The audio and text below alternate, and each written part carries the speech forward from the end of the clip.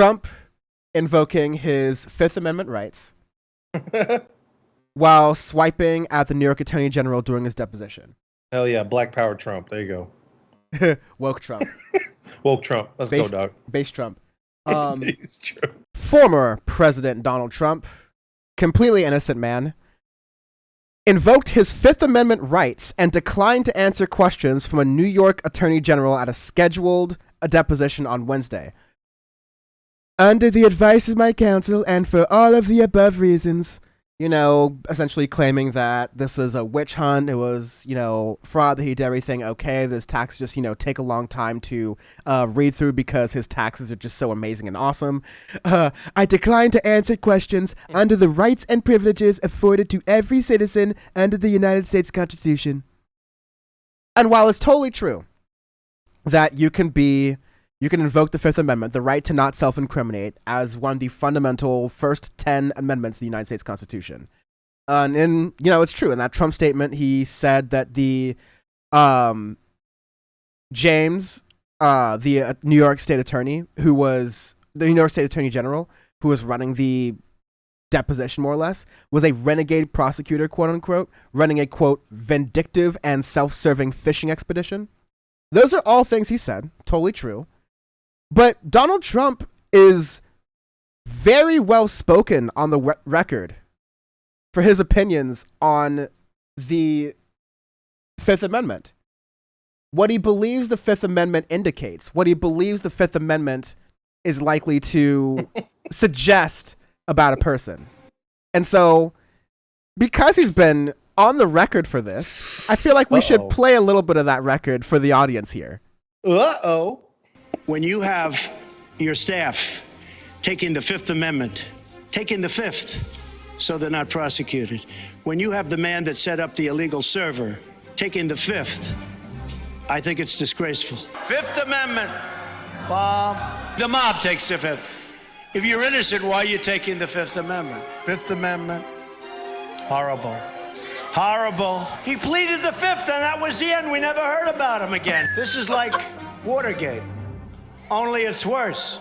Because here, our foreign enemies were in a position to hack our most sensitive national security secrets. God damn that Fifth Amendment. Fucking Fifth Amendment. Fucking Fifth Amendment. That's the only one I don't defend. And you know what? Mob. Only mobsters and guilty people, as LG's saying in chat. Only mobsters and guilty people invoke the Fifth Amendment. Well... Crooked Hillary Clinton and trying to hide documents would be the only kind of person to invoke the Fifth Amendment. Have an illegal server in your bathroom. I would like to invoke my Fifth Amendment rights because of some crooked prosecutors.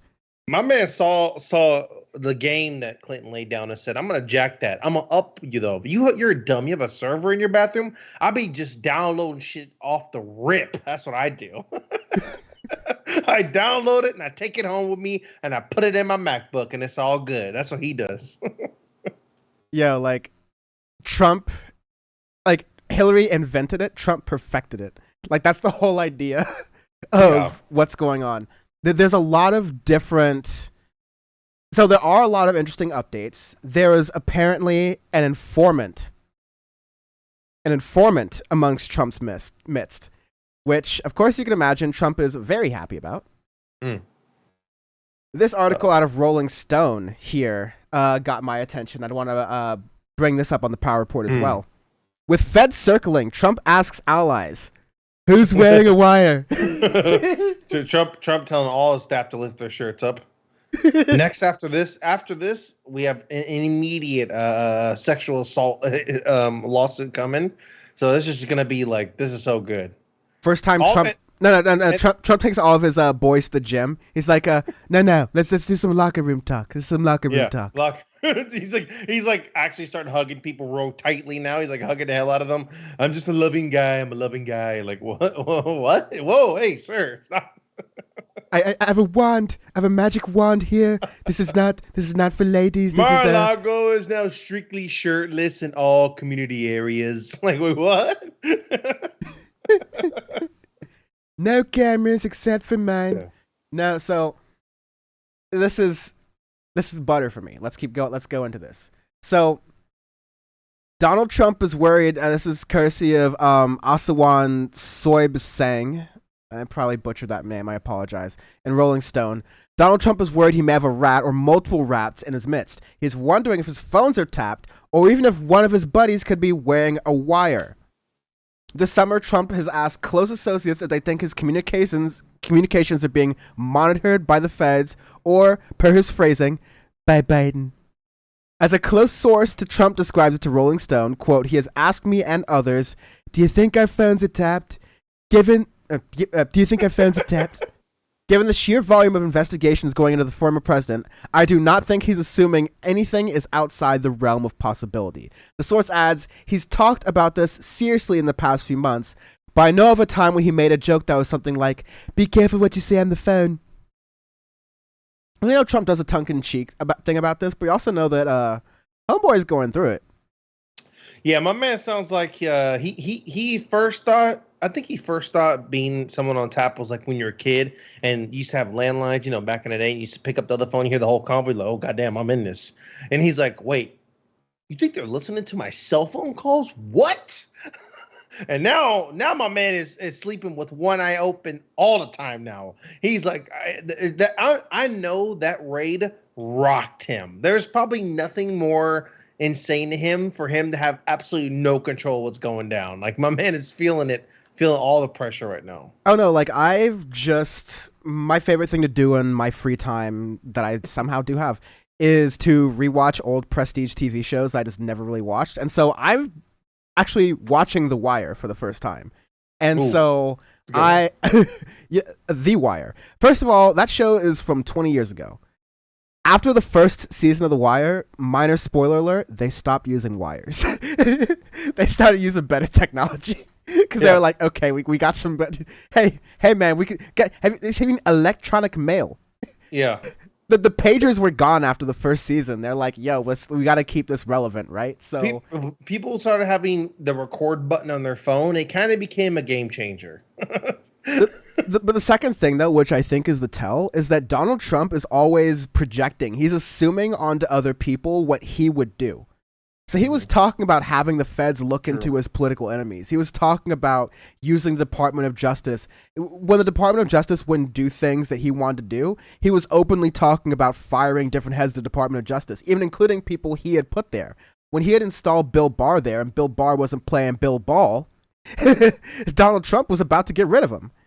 And like, this is just kind of characteristic with him because I think we learned from one of the investigations that, like, I need loyalty, I expect loyalty kind of thing. And that's just absolutely apparent here. Yeah. I think people that are like control freaks like him and are and are like super egotistical and arrogant can't see past their own errors. They assume that everything around them is a result of others' actions, right?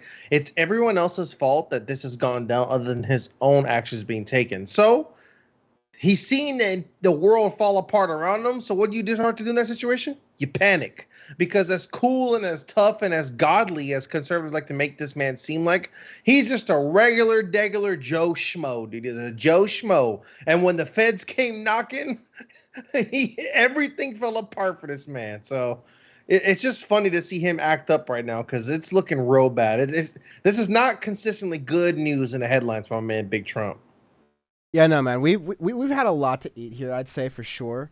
And then I definitely want to kind of wrap this up with some substance, some serious things. So, number one, Fox is going to increasingly mad and insane methods of breaking down this investigation, trying to delegitimize it.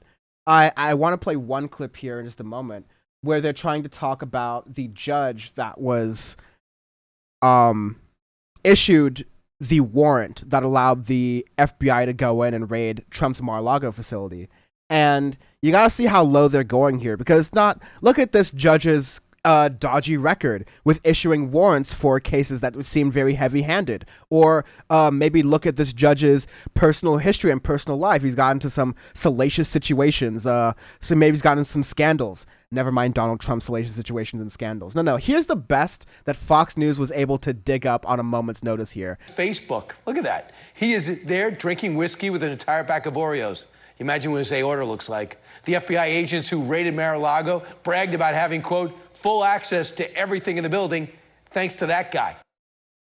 No, those Oreos are good, don't you promise? No, dude, I am a fan. So let's break this down here.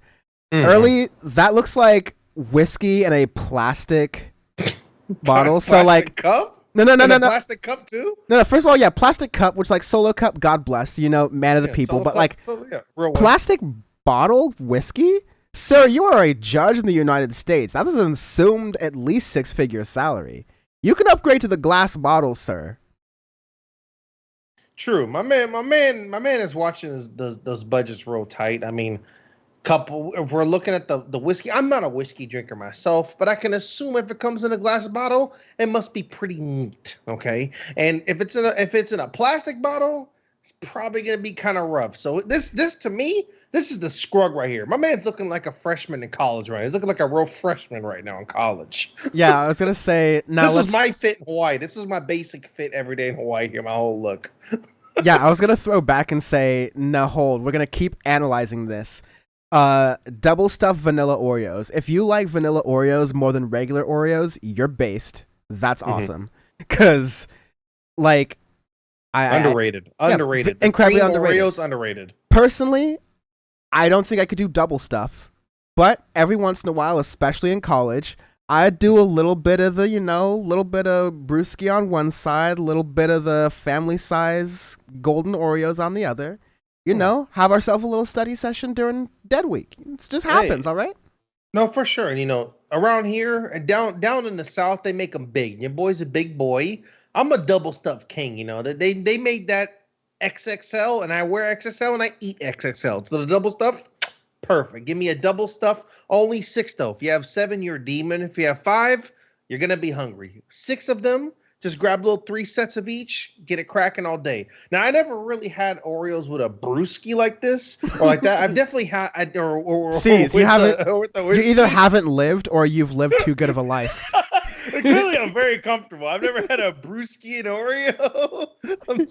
I'm keeping it classic with the California destroying almond milk, but I haven't done the brewski yet. It's 4:00 in the morning. Why on earth are you making chocolate pudding? Because I've lost control of my life. You know what happened? He opened up that cabinet and he saw that warm plastic whiskey. On the right hand, he saw the cream Oreos. On the left hand, he said, I've lost control of my life. You know what the worst is? Is my man really positioned the Oreos to rest on his forearm to show y'all this is the vibes right now on that extremely comfortable looking couch. That couch, I could take a nap in that joint. That's a comfy ass couch right there, dog. Yeah, if this guy did one of those judge shows, it might be canceled after one season for being too chill. Like, the vibes are just immaculate on this show. Like, everyone loves him too much. It's like, man, Judge Judy be yelling at people. Like, Mathis be cutting brothers up. But, like, no, you're just like, man, anyone made some brownies? If you made some brownies for the bailiff, maybe I'd cut you off for a sentence. But you know what? No, you're coming here with your uppity ass. For sure. And it's so out of touch because it's like, they got this man with a plastic handle, an Oreo box, chilling with the bacon collar T-shirt, and it says Obama loving judge sign off on the raid. Like, if I'm looking, I'm like, damn, Obama really just employing anybody, huh? Obama just said, look, I look out for the peoples. I'm not judging a class system. My man got the bacon collar. You're a judge now. Let's go. We've had too much fun. I promised I would get substantive in a moment, and we're going to here. Sorry, people. Sorry. No, this is my fault too. I just had to throw it off with a Rugrats meme. But that was a Fox News segment trying to respond and say, here's why you shouldn't trust this FBI raid of a former president apparently breaking the law because the judge likes double stuffed golden Oreos. And he has whiskey. Yeah. He likes the chocolate more, and that's why. We have no idea about his wife. We have no idea about it. But there's some good analysis here in the Washington Post I want to like kind of bring up and highlight. Doesn't always happen. From GOP chair to militias, the right issues baseless warnings about IRS armed thugs. Now, this was apparent in a lot of tweets. People were saying, oh no, the IRS is going to be coming with 87,000 armed thugs, and this is just going to be like a harbinger of what's to come. There might even be some moments referenced in here. Representative Jeff Duncan says, Biden wants to disarm Americans and arm the IRS. In this year alone, the Biden IRS has stockpiled $725,000 in ammo as Americans face a shortage. Why is Biden trying to weaponize the IRS? This is why I co-sponsored the Disarm the IRS Act to prohibit the IRS from purchasing ammo. Okay. Matt Gaetz also said, I imagine the IRS in green eye shades and cubicles, not busting down doors and emptying Glock clips on our fellow Americans. Certainly it's troubling that in 22 alone, the IRS has spent around $725,000 on ammunition. He claimed that Biden's plan was to, among other things, disarm Americans, but still collect your taxes, and apparently they need $725,000 worth of ammunition to get things done. Of course, the problem is the fact check kind of goes into, says that this is not true. Oh, I'll say one thing here, Cece. I know you had a point there. Ronna McDonald, the GOP chairwoman, says, in like a Dan from the Airnet style tweet cadence, how long until Democrats send the IRS SWAT team after your kids' lemonade stand? Chairwoman of the GOP. Cece, got any thoughts? You know, I'm kind of upset that we do this show and you have that insane tweet up, and I gotta respond to some dumb tweets about IRS send SWAT to lemonade stands. Like, come on, dog. I just literally the consistent theme of today's show is conservatives are slowly losing so much brain cells that they're becoming libs. They're becoming libs. They talk about defunding. They're upset with police raids and FBIs, which is something we've echoed a long time. And I'm very confused on what I'm like consistently confused on where they stand, because it's like now I'm starting to see even within their own party, there's like division on this. Like, what's going on here? It's kind of, I mean, like, listen, I love to watch the Republican Party break and squeal as much as the next person. Oh, yeah. I love a good movie. Come on now. But like we said, there's a point where this is rhetoric, and there's a point when you have people running to try to storm the FBI office, where like at the end of the day, like just regular ass people working at the FBI office, especially in Cincinnati, like those aren't the deep state, those aren't the deep staters right there. In Cincy? No. Those are the folks in the FBI, like the good old boys in the FBI who are like good old Republicans. Yeah. who love a good wiretapping a congregation of more than 3 black people.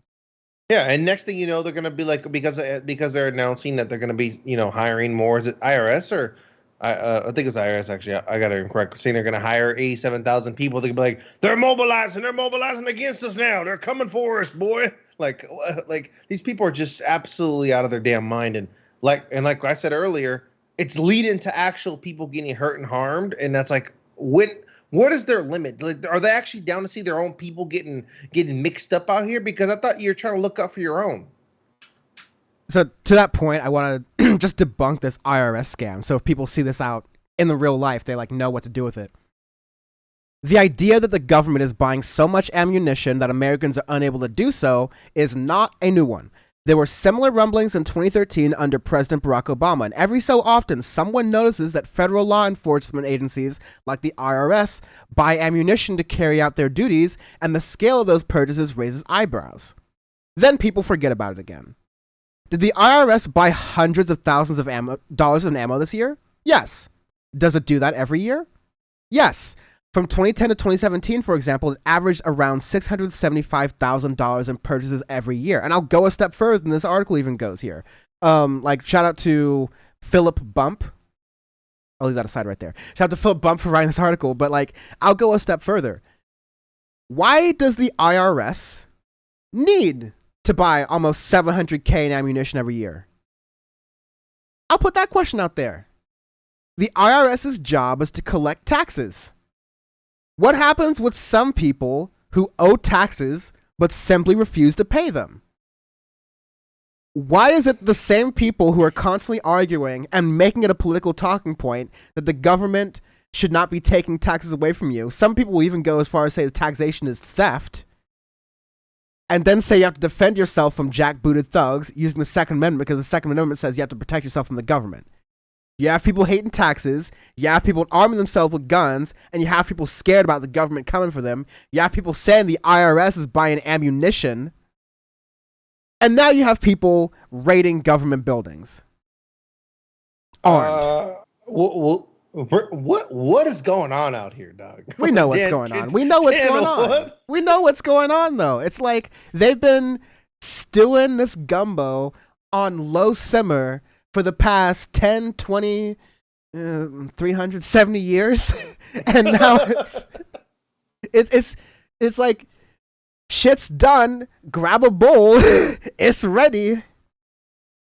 And yeah, it's really scary, honestly, because these conspiracies are traveling from authority figures on the right wing. There are no sane people in the room left anymore because all the sane people have left. They're like, I'm out of politics, no more. Or they've been discredited by the crazies who have taken over the party.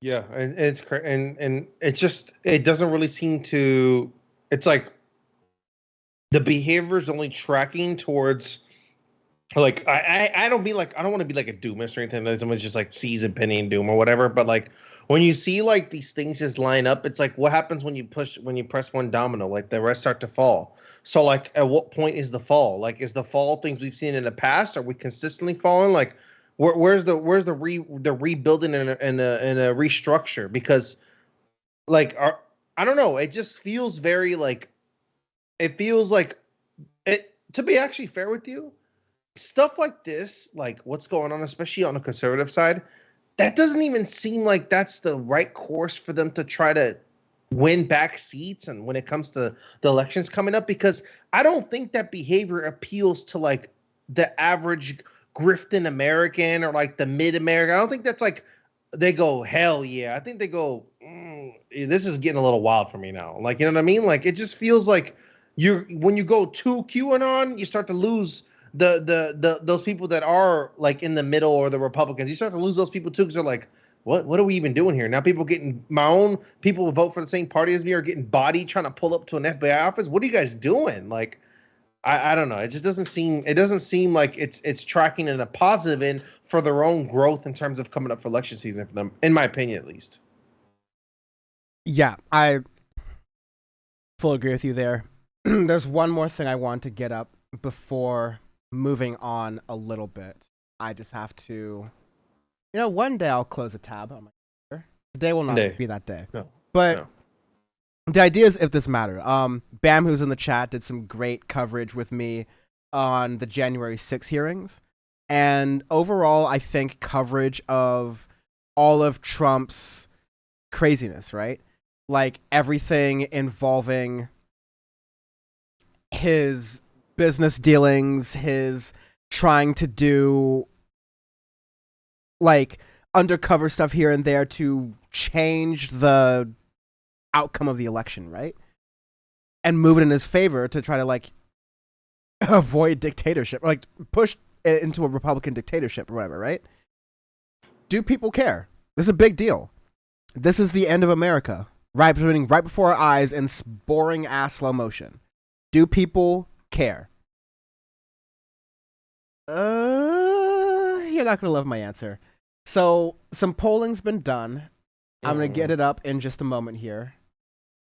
We love live producing. It's my favorite thing. It makes things so easy for me, and I'm great at it.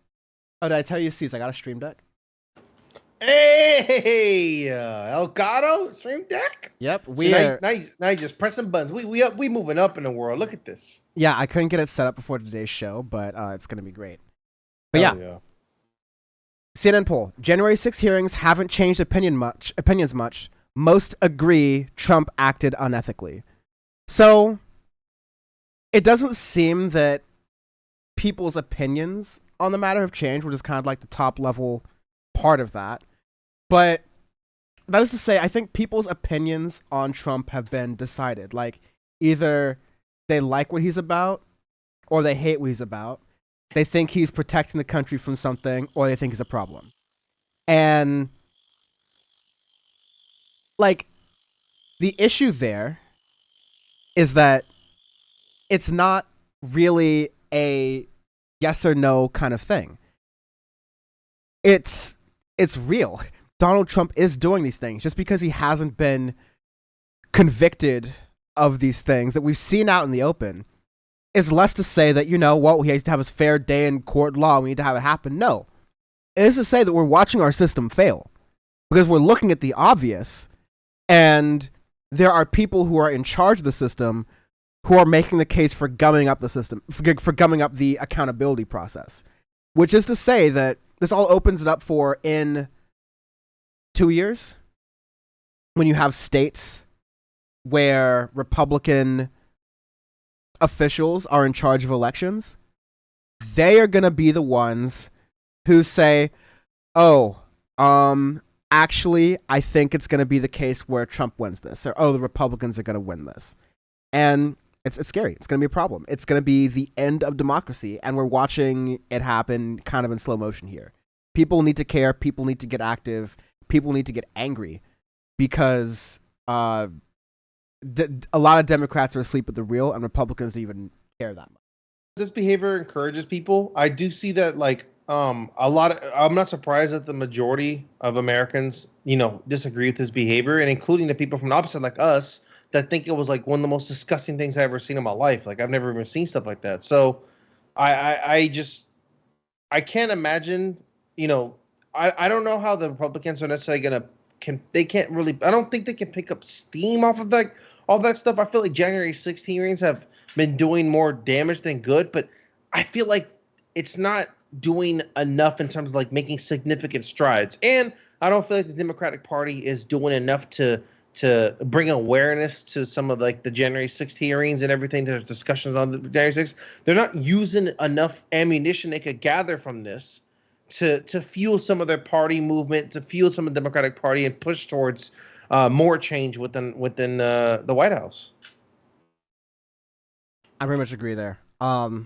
Just going through these polls, 79% feel Trump acted either unethically or illegally, while 45% believe those actions were illegal. That he encouraged political violence in his public statements ahead of January 6th. That's 61% agree in that. And 77% agree that he could have done more to stop the attack once it began. 69% of Americans consider the January 6th attack to be a crisis or a major problem for democracy. That's up slightly from this year. More broadly, 54% say they see American democracy as under attack, about 52%, as the same way they felt earlier this year. So there's urgency, but it's being weaponized on different sides. On the one hand, the Republicans are doing like a lot of the weaponizing, where they're saying the left is maniacal and they are trying to destroy the country. That's why we need to take up arms and defend the country, which is doublespeak. Because in reality, the people who are in power on the so-called left, quote unquote, are asleep at the wheel. They're destroying a country not necessarily by actively doing things, but kind of like by inaction for the working class, by interests that the actual left cares about. But on the other hand, you have this right wing who is saying, be afraid of the left wingers. They're coming for you. In order to be afraid of them, you need to take up arms and come for them. When in reality, they are the monsters. They're just trying to act righteous about it. So the fact that you have this 50-50 without a clear narrative of who is doing the instigating or that Republicans are supporting the instigating doesn't bode well. That's my final thoughts on it. That does not bode well for what the country's looking into. Yeah, I mean, I think that there's still a lot to see. I want to see how things persist, but I think it's funny how on both sides of each party, there's behaviors there's actions that they don't take that could either stimulate either side. There's a lot of split and like laziness and divisiveness on or division within the Democratic Party that this causes, and the Conservative Party is still pushing the same three agendas over and over and over, but at the same time they start to run those to the ground. So it's like that's why I think a lot of people also feel it can be very up in the air with the upcoming elections. Like we don't really know how things are going to stand because it's like it might just take one big event to like sway an entire mass of the public opinion.